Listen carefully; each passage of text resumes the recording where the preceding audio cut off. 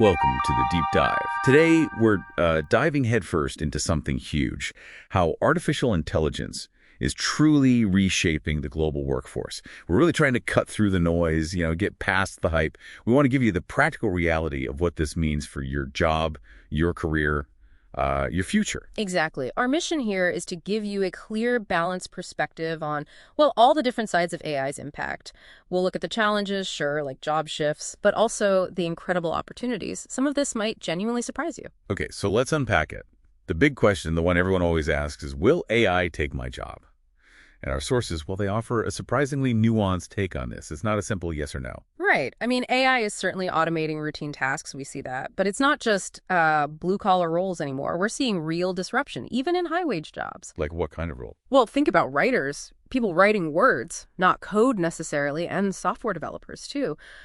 The rise of these large language models, the tech behind things like ChatGPT, it's making waves there. They can generate pretty human-like text and code now.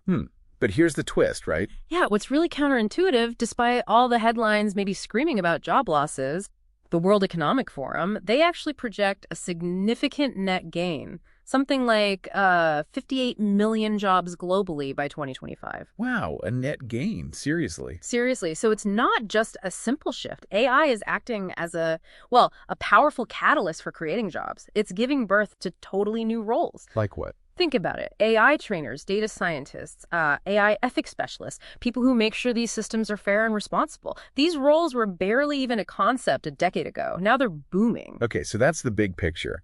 But what's really compelling, I think, for your career path is how dramatically the demand for skills is shifting. Our sources point out something fascinating. Workers with advanced AI skills, they commanded a huge 56% wage premium last year.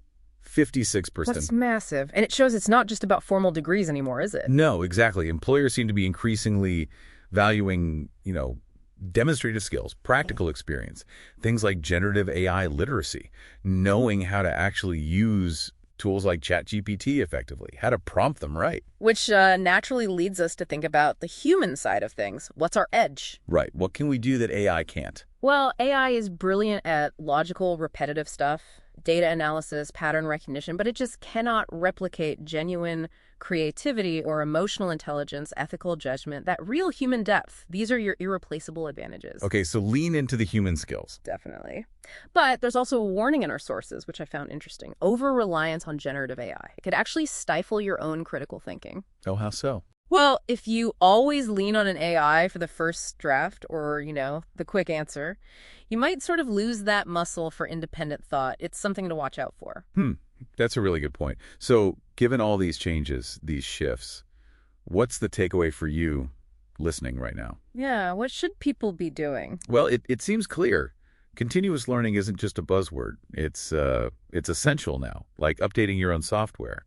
It means embracing reskilling, upskilling, maybe using those online platforms, Coursera, EDX, they're everywhere now. And interestingly, people seem to be adapting. One survey found, I think it was 71% of workers reported that AI actually increased their job satisfaction. Really? They see it as a collaborator? Yeah, exactly. A tool to help them, not just a replacement threat. Okay, so that's the individual perspective. What about organizations, governments? Well, for them, the imperative is just as clear. Big companies like Amazon, you see them implementing massive reskilling programs. Their machine learning university, for instance. Right, investing in their workforce.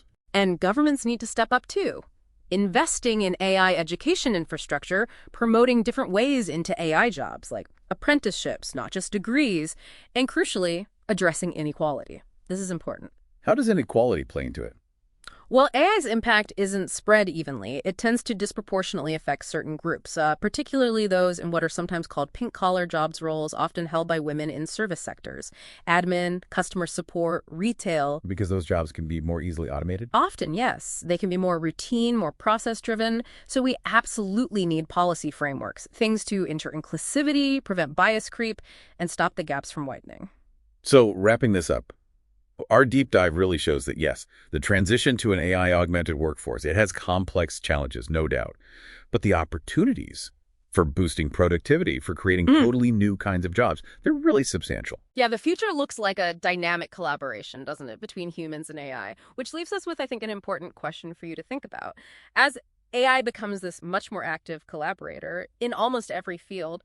What unique human capabilities will you choose to cultivate? What will you actively develop and apply so you don't just survive, but actually thrive in this new era?